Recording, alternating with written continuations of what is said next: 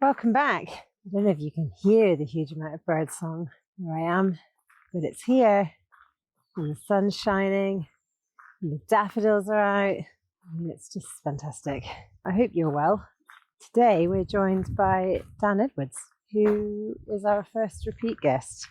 It's always good to get Dan on. Dan is from Parkour Generations, and he is always the person that writes blog posts that I wish that we'd written, that we never make time to write them. So I've linked to a lot of his blog posts below because they're very good and very thoughtful.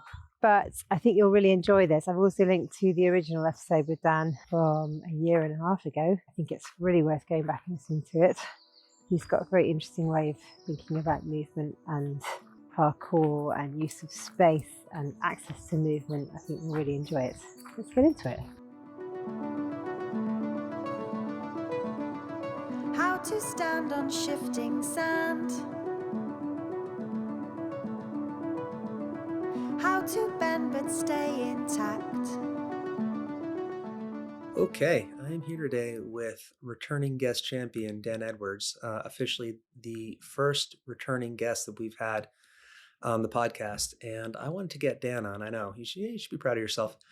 I wanted to get Dan on because he sort of had a flurry of activity in writing blogs. And as I mentioned in the previous episode when I spoke with Dan over a year ago, he is just one of the thinkers in movement who, if he ever puts out a new article, I always like to give it a read because I think he just does a great job communicating his ideas. And I think he has this really good style of taking ideas that maybe start off specific to parkour, but then making them generalizable, I guess, into other fields of just coaching and movement and life in general. So I noticed that Dan had been really busy and he's been putting out a blog article, honestly, like every week or something since late December. So I thought, okay, I need to get Dan on, see what he's working on, because I feel like he's got a project brewing or something. So that's why I wanted to get him on, is just talk about what's been on his mind, why he's writing so many articles, what's the genesis of the articles, and, what's up next for him. So, Dan, thanks so much for coming on. I really appreciate it. Yeah. What have you been up to? Trying to keep busy as always. So we had the main kind of genesis of those articles, I guess, to go straight into it, was we had a summit recently. We ran the Adapt Coaching Summit, which we haven't done since 2014, I think, but we decided to bring it back for a number of reasons. We ran the first one of those in November in Mexico. And that's a gathering of parkour coaches from around the world, basically, for a conference on coaching.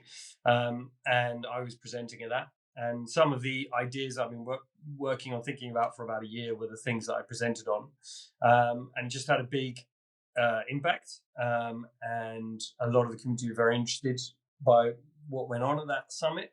And I was asked if I could make that sort of the presentation available. So I created it as an article and then expand. And then the following articles just expand on some points within that initial article.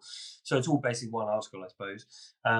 But yeah, it's just stuff that's been playing around in my head and that I've observed over the last few years of traveling the world and teaching and running our education courses, and just seeing how parkour coaching in particular has evolved recently and sort of where it's going, and some of that being good direction and some of it being maybe not so good as a direction. And this is a bit of a, is it time to course correct a bit? Do we need to be aware of this stuff? Is there something we need to be aware of that we might need to factor into our coaching? And that's where the article, The Quiet Crisis, sort of came from. Yeah, well, let's get into the crux of it. So yeah, you called it the quiet crisis in parkour, or the quiet crisis in parkour coaching.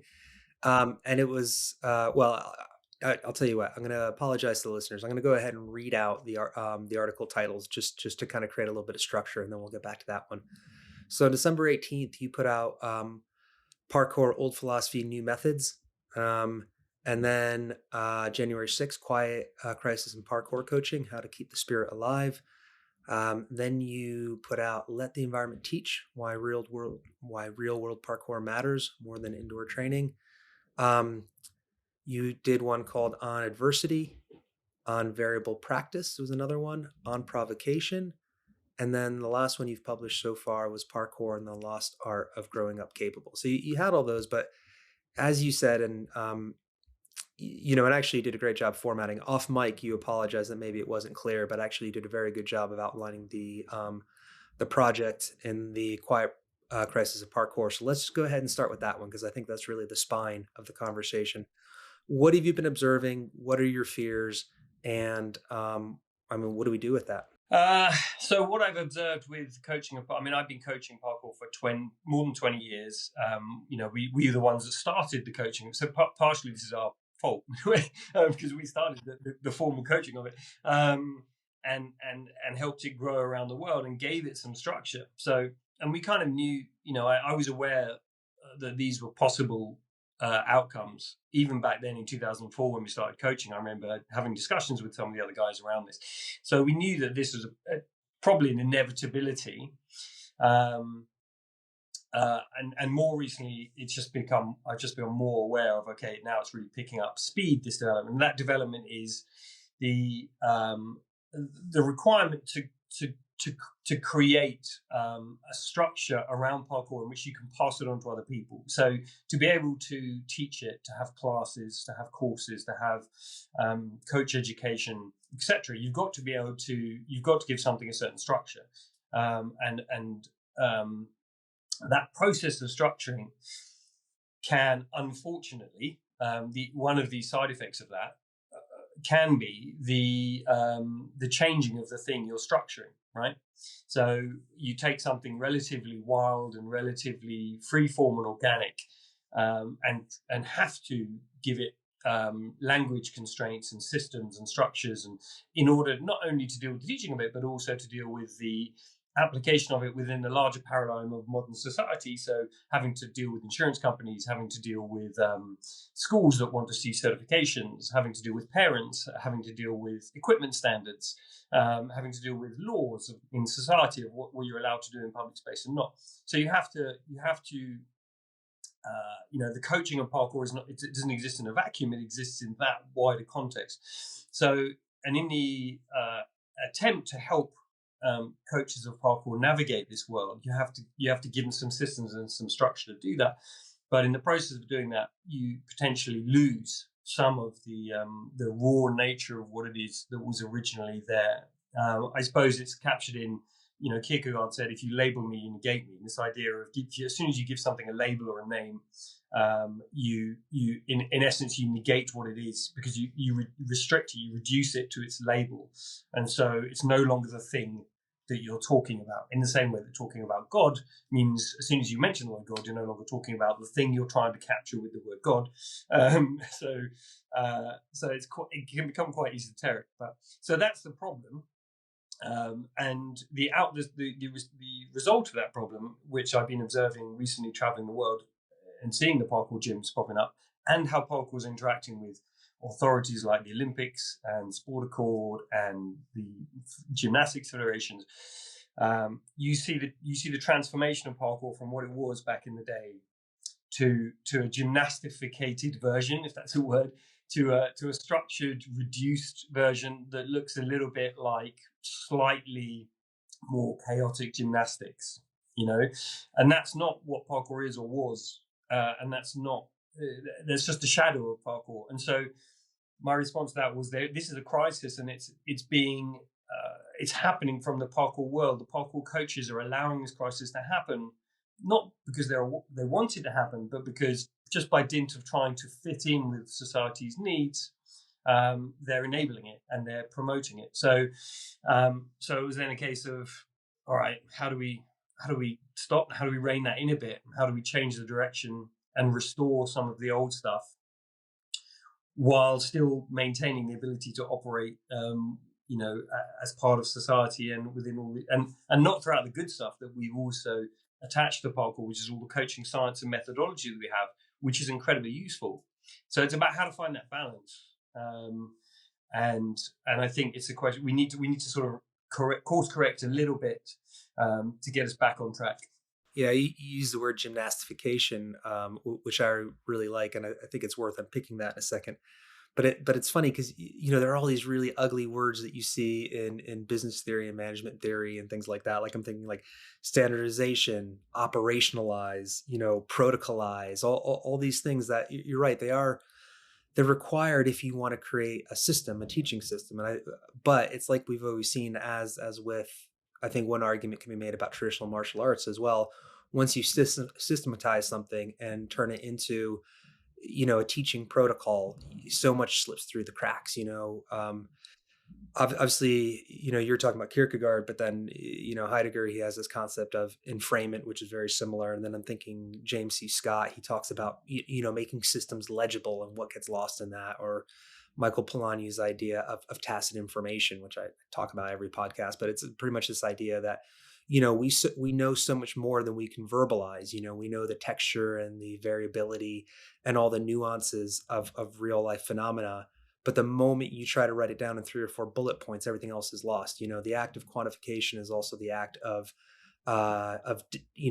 disembodying knowledge and just pretending that something can be written down in 3 steps or something like that. And it's one of the things I struggle with all the time, because I try to develop courses and teaching methods as well.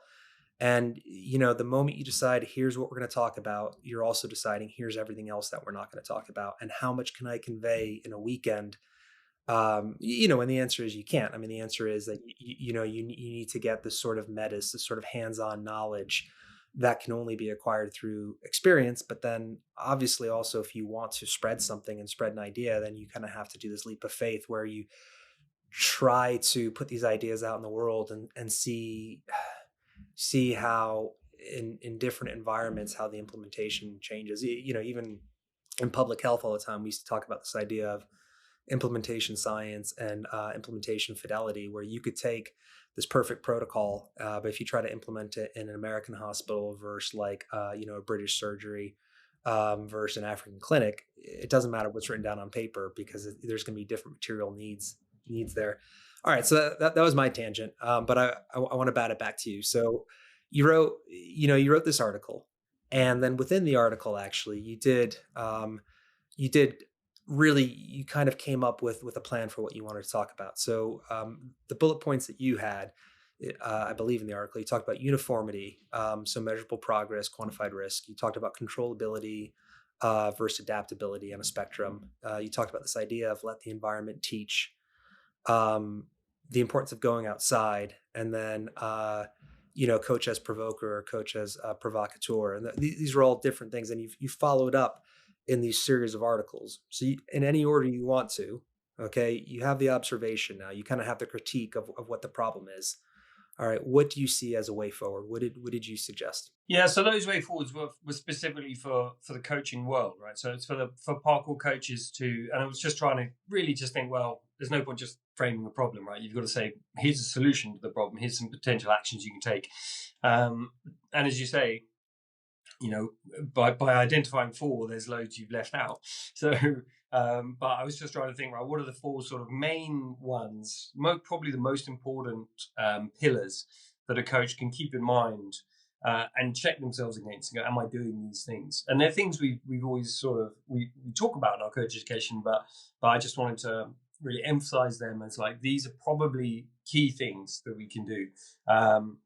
So, teaching outdoors is a hugely important one. This ties into the whole affordances for movement, and those ideas, which really, that's what parkour is. Parkour arose as a response to environment. So it is a sort of Gibson's idea of affordances for movement perfectly encapsulates what parkour is really as a concept, because it is how the individual's body adapts to the space and create something new from that interaction. So, and something specific to that particular bit of architecture, that particular space, which is why you need to have variation in that architecture. You need adaptability and constant change. And the only way you get that is by having lots of spaces to train in. That means you really have to go and train in the outside world.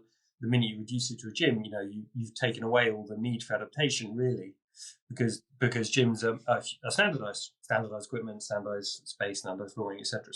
So the first pillar was you got to teach outdoors. It doesn't mean you can't teach indoors, but you should use indoor training as it was originally used in parkour when it was used, which was as a supplement for the outdoor stuff. It was used in a supplementary way, maybe to practice certain skills in a certain environment, but always as a supplement. It was never the main event. And parkour coaching worldwide has switched. In the indoor stuff has become the main event with the competitions and the gyms and things like that. And the outdoor stuff has shrunk a lot. And/or it's been reserved for the very, very elite level athletes to do stuff for Instagram, which doesn't, make it very accessible to your average person. So that's one thing. You've got to teach outdoors. You've got to maintain that. The adversity thing, also very important, and that's kind of this idea of that parkour was always about leaning into adversity just for the sake of leaning into adversity, and understanding that might not be optimal in terms of technique development or et cetera, but the facing of adversity was kind of the point of parkour originally. The whole point was to develop yourself as a strong individual, psychologically primarily, and the only way you really do that is by experiencing difficulty and challenge and struggle, and sometimes failing, and sometimes succeeding. But this idea that challenge, I've always loved the idea that the definition of a challenge is something you don't know that you can do before you do it. So if you know you can do this thing, no matter how hard your workout is, right, in training, in a gym, in a sport, no matter how tough your workout is, if you know you can do that workout before you begin, then you can't really frame it as a challenge. It's just an effort, right? But a challenge is something that you're not sure you can do before you start. And that is the nature of parkour, was always that all training sessions in parkour were based on this mechanism of challenge, and that everything you tried in parkour, you weren't sure if you could do it before you did it, and you would fail, and eventually adapt your body and your movement slightly, and then do it. And then you would repeat that a few times, and then you go, right, what's the next challenge? That's how parkour was built and created. So you've got to maintain that adversity element in there, and that means being able to present your students with challenges constantly. Challenges are the difficult element in coaching. Is how do I scale them to fit this level of ability? Because challenge has to appear like it's achievable. It has to be something that you think you might be able to do. If it's something where you look at it and you go, "There's no way we can do that," that's also not a challenge. That's just a guaranteed failure. So it has to be something that your student looks at and goes, "I think I can do that. Maybe I can do that. I'm not sure. Let's try." So it's, for the coach, it's about learning how to scale and present an appropriate challenge for that level of student. The ratio of skill to difficulty. Yeah, I was going to say in my head, I'm thinking back to teacher training and the Vygotsky's zone of proximal development. 100%. Yeah, and it's just, those series of concentric circles over, what somebody can do right now without any help, what they can do with the guidance of a facilitator, with a little bit of effort or challenge, and then what's absolutely impossible, and just trying to get that calibration right. And it's just one of those models that once you have it, you realize, oh yeah, this just applies to everything. So I cut you off. So we've got outdoors, adversity and challenge, and what came next?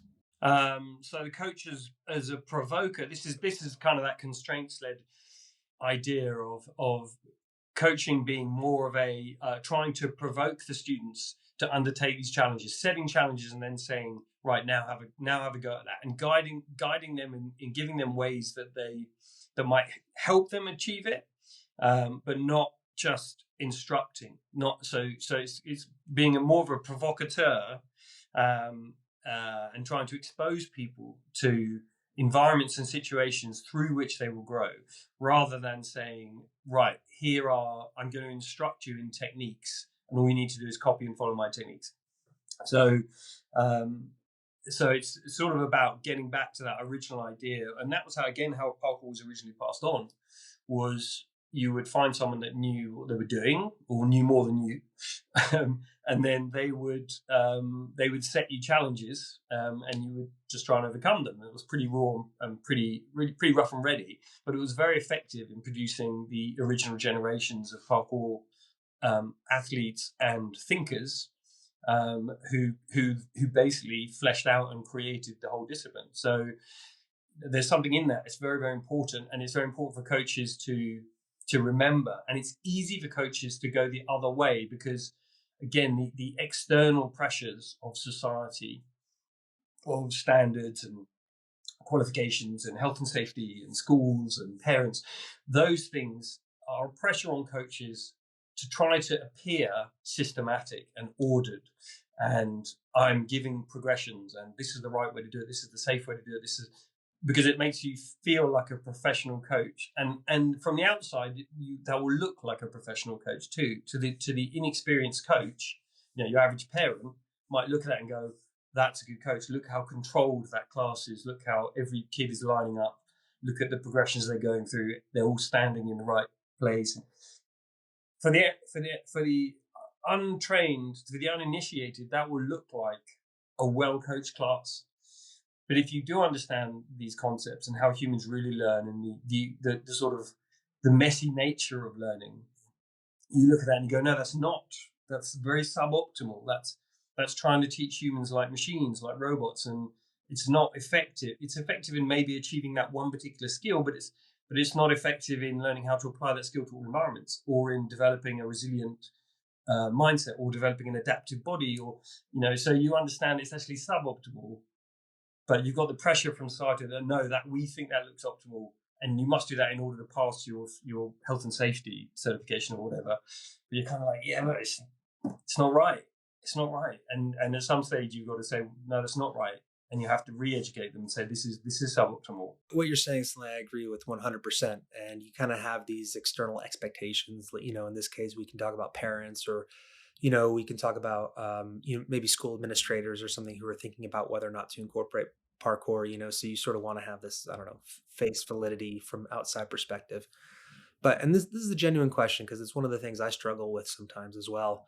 There's also the expectation of the students, which is really interesting, or, the expectations of the learners, and there've been interesting studies that have come out on this. But, when kids are in the process, or students of an age are in the process of learning, they do have that sense of, it's very comforting to be working with an instructor who presents themselves as if they have all the answers and all the absolute answers. And this is step 1, this is step 2, this is step 3. And sometimes, if people are put in this position where they have to do problem solving, even if it's very well thought out, and even if you get the progressions right and everything like that, sometimes people's tolerance for ambiguity can be so low, or that's not even fair. People have been taught to learn or expect certain theories of pedagogy, where they've been expected to be prescriptively told what to do, or sometimes people don't even realize that they're learning if you don't take the role of that more authoritative figure. I was wondering how you balance that. Yeah, it's a really, really good point. And again, I think you're right in that you're kind of we're going up against the fact that they've been conditioned to think that this is how you should learn. So they already think, no, this is the way I should be taught, even if it's suboptimal and less effective. So you're combating that.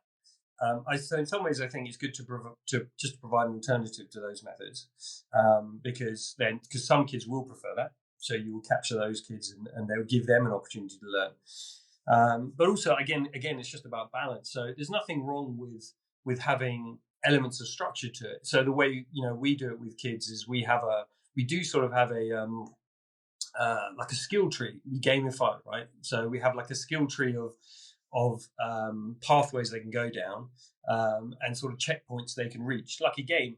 And kids understand this because they play computer games and whatever, and they love that kind of that idea of progression in that way, and kind of being acknowledged for that. So, but we don't necessarily insist on the coaches. In fact, we definitely don't insist on the coaches following all the progressions and teaching it. It's still taught in a very organic parkour way, but the kids know that, okay, the skill tree goes in that direction and the checkpoints are here and here, and I need to be able to do that and that and that in order to get the acknowledgement. How they get there is sort of up to them to a degree within the class framework, and there's no pressure on timelines, things like that.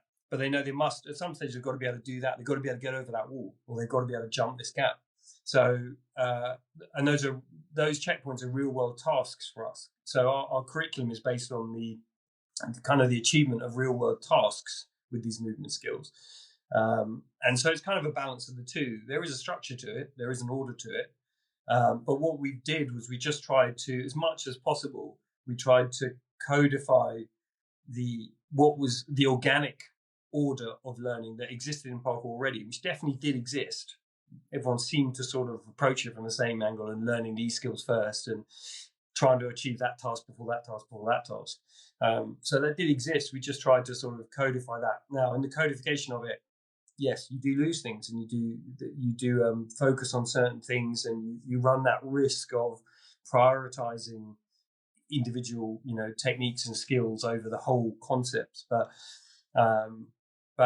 in order for the kids to learn and to bridge to their world, where how they've been conditioned to learn and be taught, and what they like, games, you have to kind of go in their direction a certain way. So it's about the balance, it's about the middle path, as always, and about finding a way that communicates to them. And then in that we get our ideas in there, into that, sort of Trojan horse style. That's originally how we dealt with the schools, was we basically we used language that made them think, the schools think, okay, these guys are doing things the way all sports do it. And we used that language, but when we actually taught the sessions, we didn't do anything like the traditional sports coaching. So we would sort of Trojan horse these concepts into the schools, and it worked pretty well. But it was a compromise, yeah. I think we need to make sure we don't forget to talk about traditional sports coaching and expectations of sports coaching later in the conversation, because that's something I want to get back to. So I cut you off again. So we were going back to the pillars: outdoors, adversity, coach as provocateur, and what was the last pillar? What was the last one? No, I think it was the first one, because last. Well, whatever order we do it in. Provoker was. I'm trying to remember the article now. Or the speech. Adaptability. Was it adaptability? Here's what I've got: controllability versus adaptability spectrum, uniformity, let the environment teach, go outside, variable practice versus perfect practice, coaches, provocateur. Yeah, okay, yeah. So variable practice, yeah. So it's about that adaptability. It's the adaptability piece. So that's basically the importance of understanding that the sort of the order of priority in terms of the order of importance in skill development, right? So variability of a skill is the highest order of skill, right? So the ability to take a learned skill and apply it in different situations and different scenarios with different stimuli effectively, that's variability of skill, and that's more important than variety of skill or variation of skill. And so we always want to move people towards this idea of being able to have variability of skill. Now the ultimate variability of a skill is not having any skill at all, right? It kind of goes full circle. So like, or not having no skill. So animals are the most skillful movers.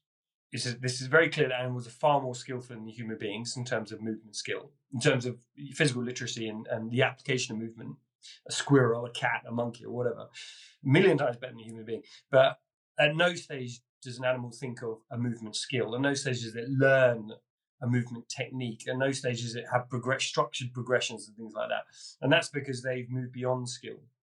So, and I think that's right. And I think obviously it's hard for us to be like animals because of our prefrontal cortex, but we can be, when you shut that down, as you see in moments of extreme stress or danger or risk, you will see people do shut down their prefrontal cortex and refer to let the older parts of the brain take over, and suddenly they move really well.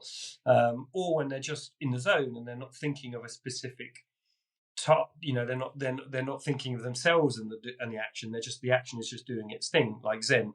So humans can do that, and that's the optimal to get to.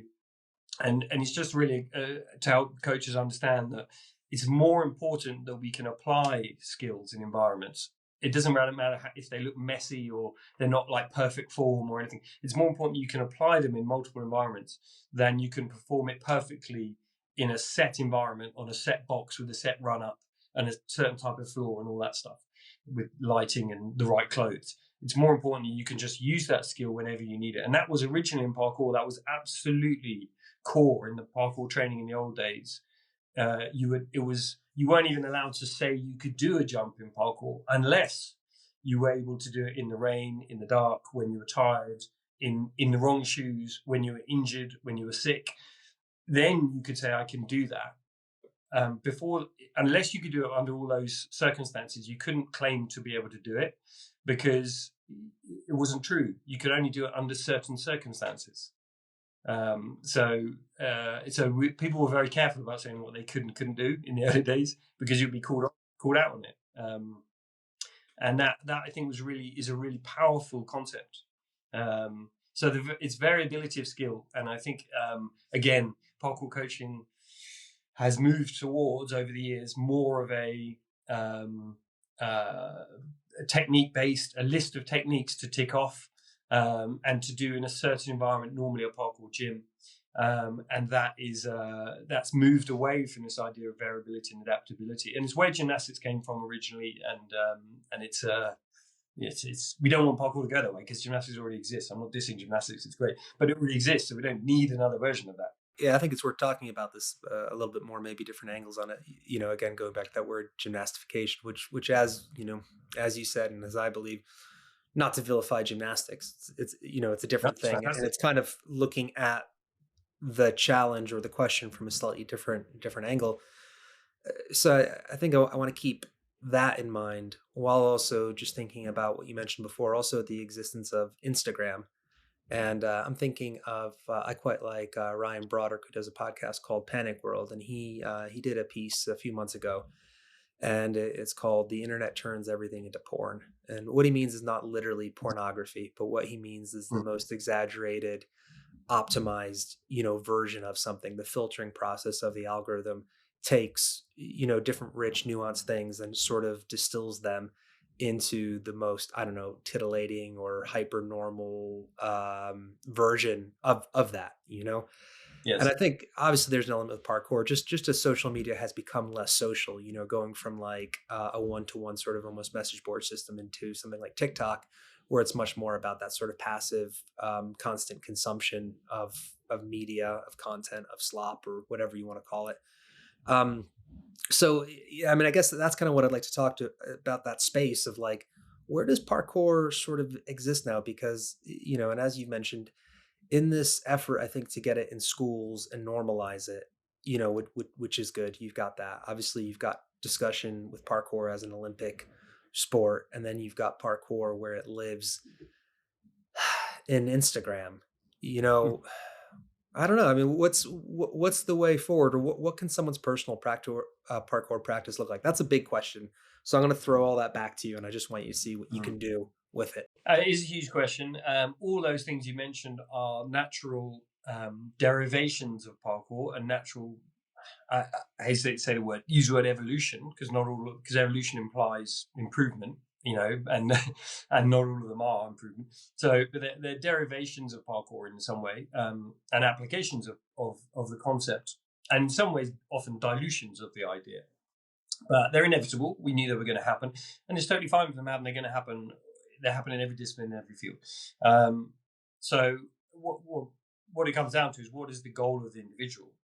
What does the individual want to learn? What do they want to achieve in life? What do they want to understand about themselves?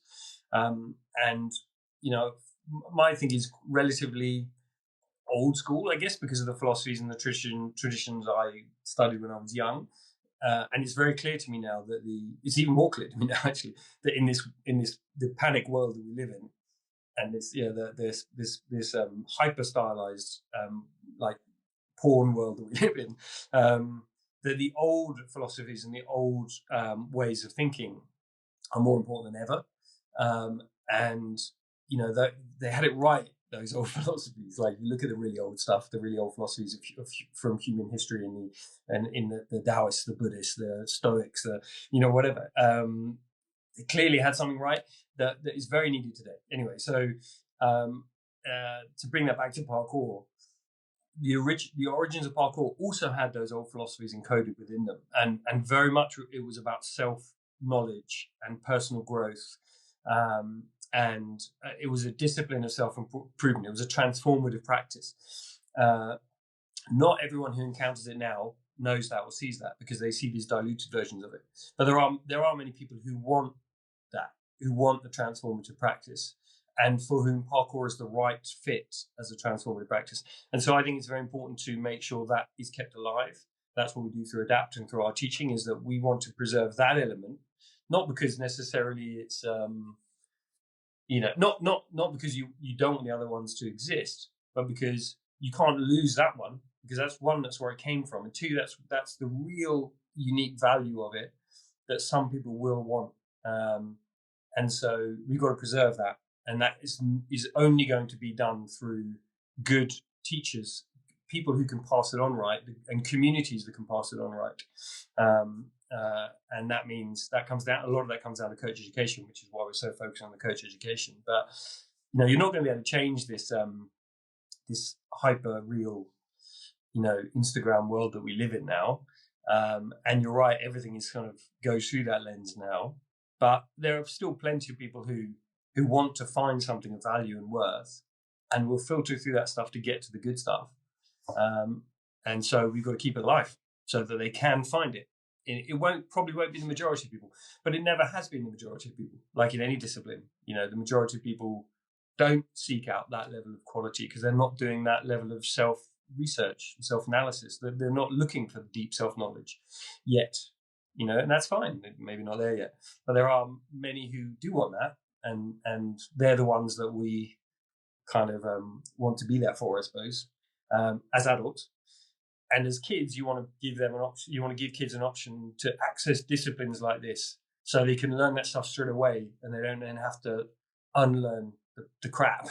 They can just go to these disciplines straight away and go, okay, cool. And that from a young age, develop real inner strength. That's a good segue to the last real formal question that I have about the articles, which is the last article in the series, the one that came out January 22nd, which I think is part of the series, is Parkour and the Lost Art of Growing Up Capable. And we were talking off camera about this a little bit, but it's interesting because I think a lot of the arguments that we see from like Jonathan Haidt or Easterman and or just talk about resiliency and things like that, they've become much more at the forefront of the discussion nowadays. They're much more legible, and I think we see this across the board. I think it's tied into cell phone bans and limiting screen time. How do we fit in like video games and things like this? They're sort of part of the same conversation, about childhood. And I'm happy to see that, 10 years ago, I really sort of had to explain some of my skepticism towards, the then current trends of what now people call safetyism, or, even just this uncritical adoption of education tech and just thinking that because something is new, it's automatically better. So I'm really happy to see that more and more people are talking about this. I'm always worried about this conversation also being weaponized by very, very conservative parts of society as well. What I mean is it's very easy to pick up that sword and then do an exaggerated version of that argument, which might be worth talking about. But anyway, you wrote this article, Parkour and the Lost Art of Growing Up Capable. Can you kind of tell me what was on your mind there and what the main point was? Yeah, I mean, that's related to the series because it's kind of the on a thinking of from a meta scale. It's like, well, what is the long-term solution? The long-term solution is actually the kids. Is actually the adult generations. It's like there's only so much you can do with that because they're formed human beings. So some of them you can help and some you can't. But kids, it's like, well, actually the solution is make sure the youngest generations have better options and don't grow up with the same guinea pig failings that perhaps Gen Z did as they were the guinea pigs for all this tech stuff, and they're the ones that suffered the worst as a result of it. So maybe how can we prevent the younger generations going through that, and that ties in with, again, something I observed over the last 10, 15 years traveling the world and seeing how kids are taught worldwide, and also just the general level of physical literacy, and talking to hundreds of PE teachers and hundreds of sports coaches and worldwide, and fitness trainers, and realizing that all of them pretty much say the same thing, that physical literacy is in decline, and that kids are less physically literate now than their previous generations, and that's a real problem. It's a huge problem, and the downstream unintended consequences of that are myriad and vast for society. It's not just a case of people won't be as good at sport. if you reduce physical literacy across the board, it's as bad as reducing IQ across the board. I mean, it's the problems that it will lead to in society are huge. So you've got to sort of solve it. You've got to find solutions for it and try and counteract it in some way. And a lot of it is relatively simple. The solutions, I think, are relatively simple, which are sort of going back to, which are actually sort of taking away a lot of the structure around it. Again, not being so. And again, this sounds bad, but not focusing on children so much. Not being so child-centered with all of our thinking. Which you might go, well, we should think about the kids. And you're surely just contradicting yourself because you said think about the kids. What I mean is kids know how to grow up if you take away the rules and restrictions around them, or take away the unnecessary rules and restrictions around them, and leave them to play and be themselves and experience and struggle and fight and go through problems with friends and argue and explore the world and take risks. If you leave them to do that, they know how to grow up, and that's evidenced by the entire history of human civilization, which did that, right? So it's only relatively recently that we've curated every second of our children's lives. So we've made our children the center of the family. We've made them the center of society. We focused a spotlight on them, and we monitor and control everything they do. We think for their benefit, but it's very clear that it's not for their benefit, psychologically or physically. It's very clear that is not the case.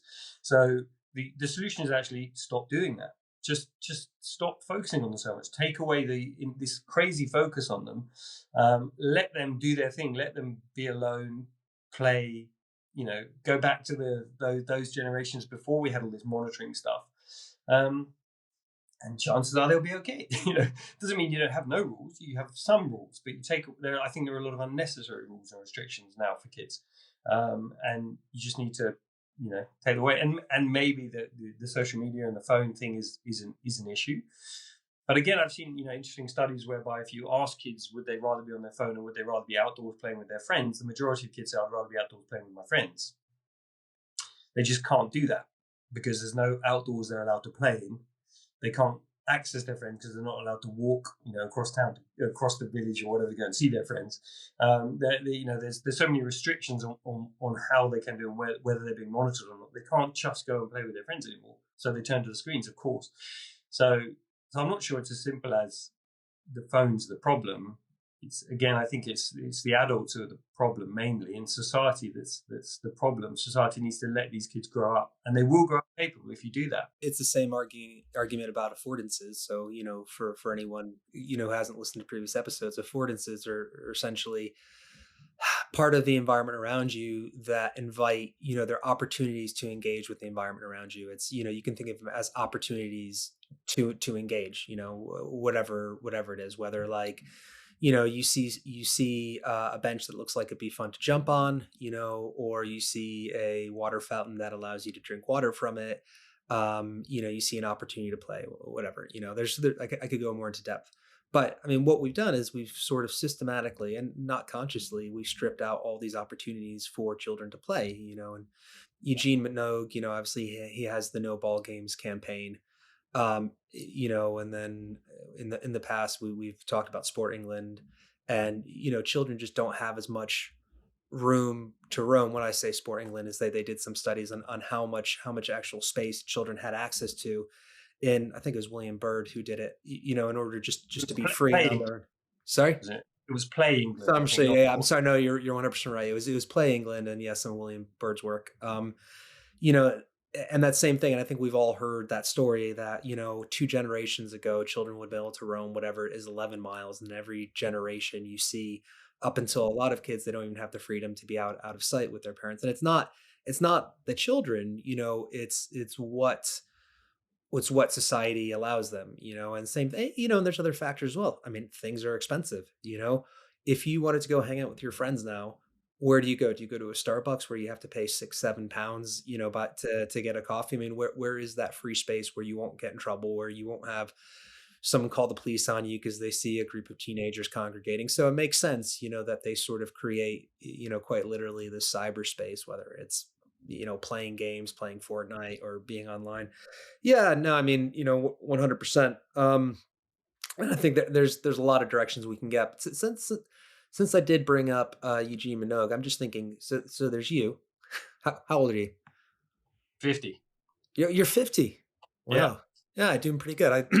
I'm 42, and I kind of thought we were more or less the same age, and it's not that different. So you got. You're a young man. You're a young one. I'm still young. I'm spry. Yeah, I'm thinking Eugene Minogue. I'm thinking Damien Puddle. I don't know if you know Damien Puddle I at know all. him. Yeah. Yeah, Dr. Play. I'm thinking, of you. One thing that's interesting is you do have this sort of cohort of people who one way or another grew up doing parkour and internalizing these ideas of parkour. And now that they're entering their mid 40s, their 50s, all of a sudden you see that you have this group of people who are either working in policy or working in advocacy or things like that, who are actually in a position now where, you've got some leverage on the system. It'll be interesting to see what comes out of that. That's a good point. Yeah, and it is perhaps indicative of one of the powerful legacies of parkour in that people now are, my generation are now in the decision-making process. I mean, Eugene didn't practice parkour, but he was hugely informed by spending lots of time with us and helping to build Parkour UK and all that. So those ideas did affect his thinking and gave him another tool by which to think, okay, actually, this is really good for kids. He was the first sort of sports authority person in the UK to see the potential of parkour for kids. So yeah, you're right. We now have people in positions of authority where they can use the philosophies they learned and grew up with and embodied, and actually reintroduce them into the system. And that is happening. You can see the work Play England is doing. It's really good, and yes, it's good. It's doing good work, and it's the right idea. But it's I guess the question is, how much impact will it have? Will it be able to get through? Will the policy making procedure, will it be able to get stuff through that actually makes a difference, or will, by going through the system, will it lose what it is, which is one of the, even with parkour, when we set up Parkour UK for the right reasons, to protect it from the ownership of gymnastics and stuff. But even as we did it, we knew and we've seen that it has had to conform to the standards of the sports authorities in the country. And by doing so, it's lost some of the elements of parkour. And a lot of the parkour community know that and don't like that about the associations, because they've had to conform to survive in that environment. So the question is, how much can they actually do? Or do they just then become part of the problem? It's this constant dynamic. And I've realized that actually, I think we can do more outside of the constraints of those authorities. And I think we have more impact, real impact. Not just box ticking and number crunching and keeping the bodies, the powers to be Sport England or whatever happy, but actual more impact on real human beings and kids and adults. We have more impact doing that ourselves through the old organic methods. So, and I think that's pretty important to keep that alive. So yes, it's good that the philosophies of parkour are being instilled into the organizations and the systems, and maybe they'll have some effect. But how much of it will be transmuted back into just another product of the system, difficult to say, I guess. I hope that Play England and that can have a really big impact. But I think that's a really good point. This is the second podcast I've recorded today, so I'm about to butcher the same word twice in one day. But I'm thinking Cormac Russell, who I reference quite a lot.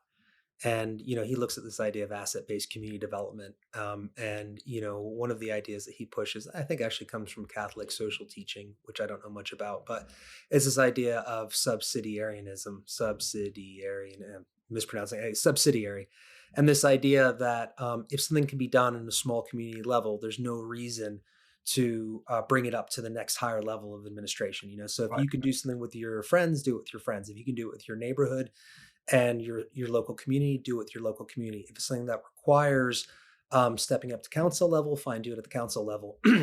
But I do think we find that sometimes when we look towards these bigger organizations, a lot can get lost for a number of reasons. And one of them is sometimes we keep on looking outward for solutions where maybe a lot of these solutions should be happening at a community level.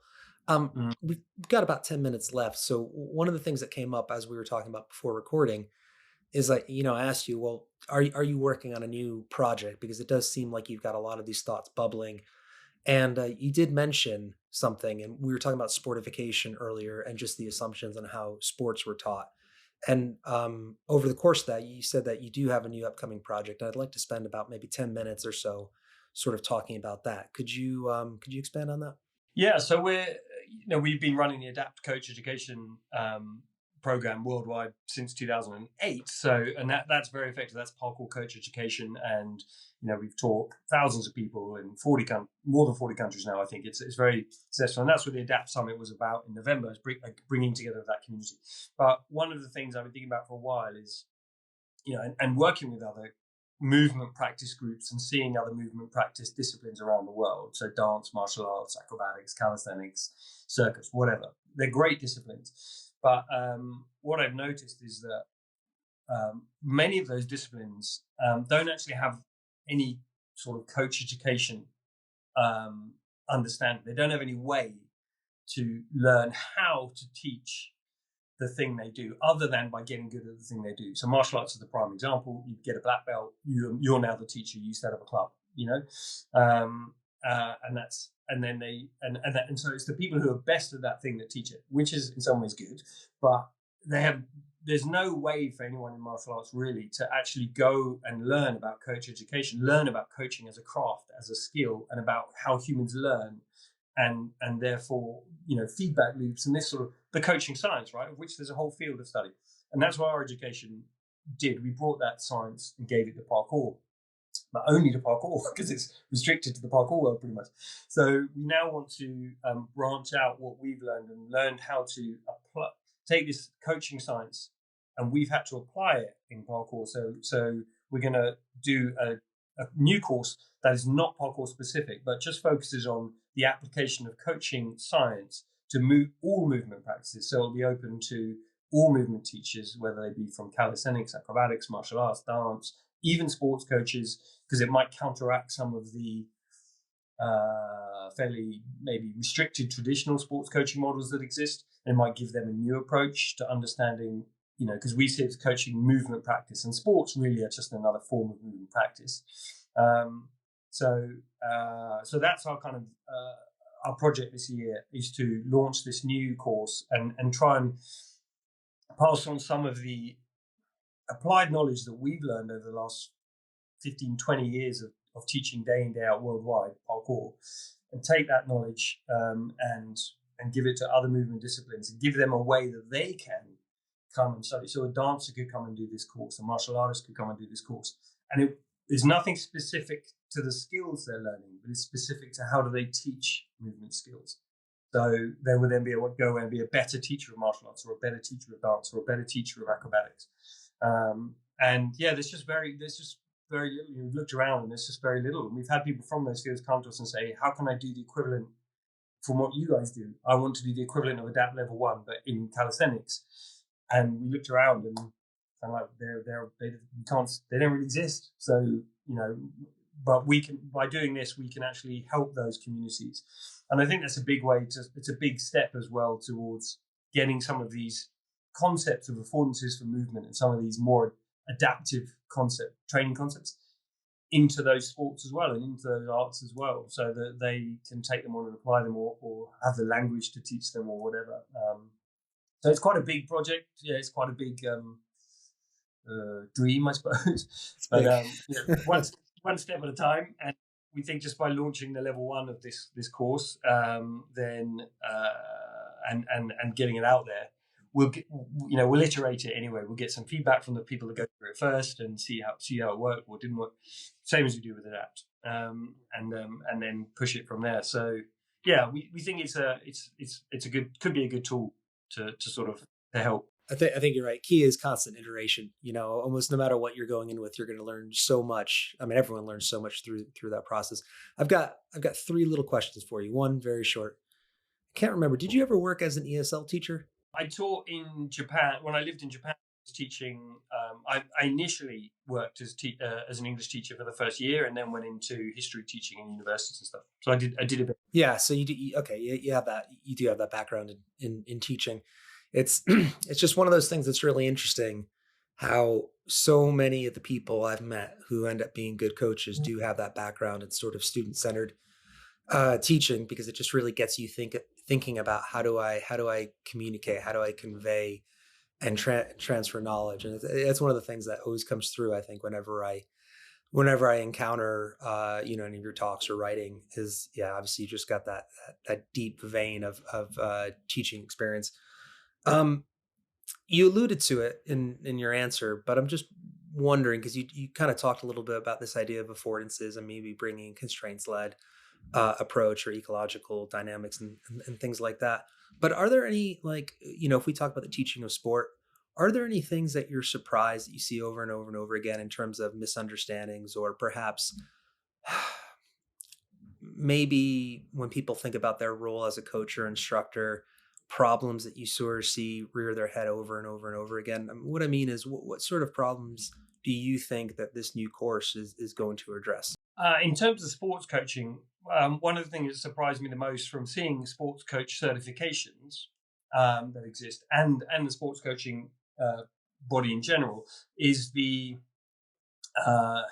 understandable, I suppose, fixation on drills and technical and deconstruction of the task, which is the sport, into individual skills, and then focusing massively on these individual skills to the detriment of just being good at the task, which is more holistic and more organic. So and you see sports coaches get so wrought up in the complexities of these drills and these isolated training activities, forgetting that as Funakoshi said of karate, if you want to be good at karate, just practice karate, just do the thing, right?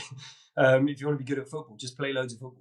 Like, yes, it doesn't mean you can't train individual drills, and you will as you want to get really good at one particular element because you're bad at it or whatever.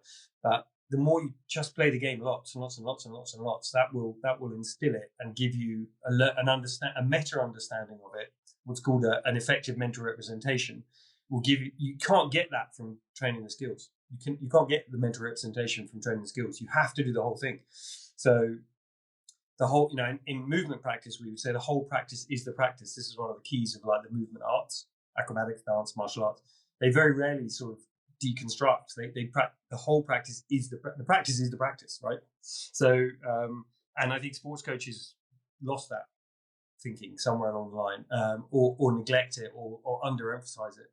So I think it would be very good for them to bring that back. Now, within sports coaching theory, there are sports coaches that get that, of course, but it's been pushed aside, I think, again, for the sort of codification and systematization of coaching in order probably to impress parents and authorities in schools and whatever.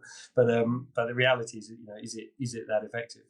Does it actually work? Does England win loads of sports tournaments, or does Brazil beat us just with loads of kids play futsal every day? So yeah, I think that's probably it for sports coaching. The main thing I've seen is this weird focus on drills and making and overcomplicating things for the sake of complexity. And that's also a huge problem in that a lot of coaches will look for will be attracted to complex ways of doing things, thinking, it must be good because it's complex. But just because it's complex doesn't mean it's better. And I think that's a big problem, and we need to get away from. The fitness world is certainly guilty of that, hugely guilty of that. And again, it's like you just overcomplicate it for no reason at all, and it doesn't work. Yeah, it's one of the things I think is interesting. This idea of sort of credentialism.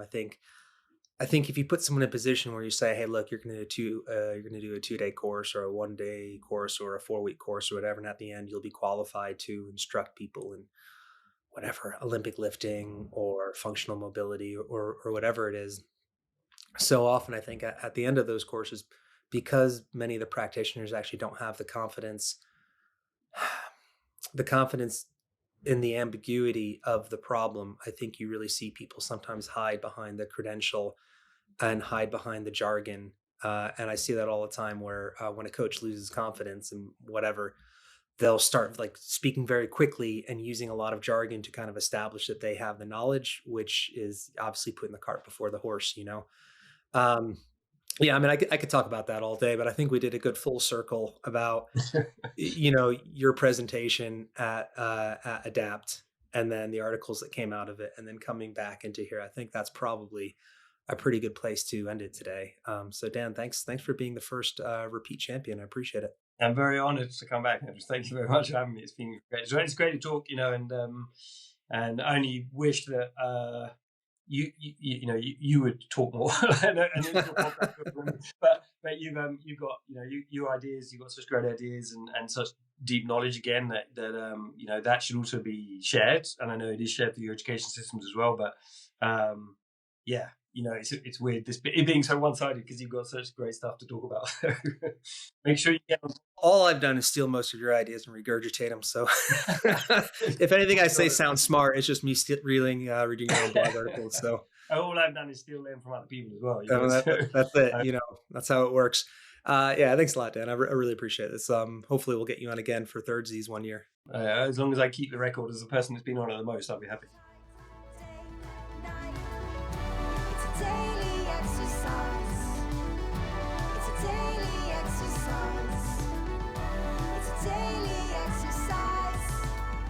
And that was Dan Edwards. If you've been nodding along and thinking, yeah, there's a lot in there that I agree with, brings up a lot of really good points around that pressure to look professional and constant temptation to try and replace kind of how we learn with these kind of tidy looking drills and the way that environments shape what's possible. There's a lot of links in the show notes, so do take some time to read some of Dan's articles and go back and listen to the first episode, because there's a lot of crossover there that I think you'll find interesting. Thank you very much, Dan. We'll be back in a couple of weeks with Katie O'Neill Gutierrez from Blaze Trails, which is a really nice parent and baby outdoor walking group with little groups all over the UK, just doing interesting things. Anyway, I hope you have a good few weeks. I hope the spring is coming where you are and things are starting to feel more hopeful.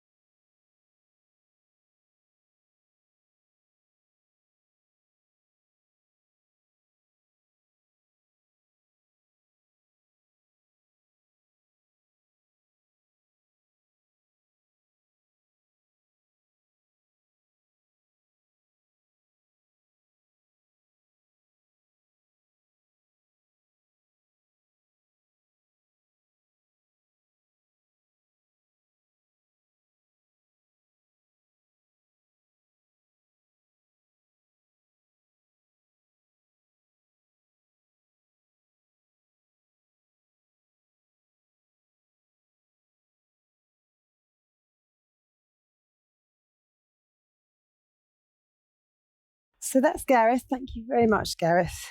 You can find more about his work in Playfolk by visiting their website, which we have linked in the show notes. Just thought that was a really great episode. Lots of takeaways. Thought that the big message is patience. Keep turning up, keep it low pressure, and let people find a way in that works for them. And I really liked his line about smiles as data. That was very good. Thank you very much, Gareth. Hope you guys enjoyed that as much as we did. I hope you have a good few weeks. We will be back in a couple of weeks with a conversation with Dan from Parkour Generations, who came on one of our first podcasts. And he's back because he just has lots of great things to say about movement and learning. So tune back in for Dan Edwards in a couple of weeks.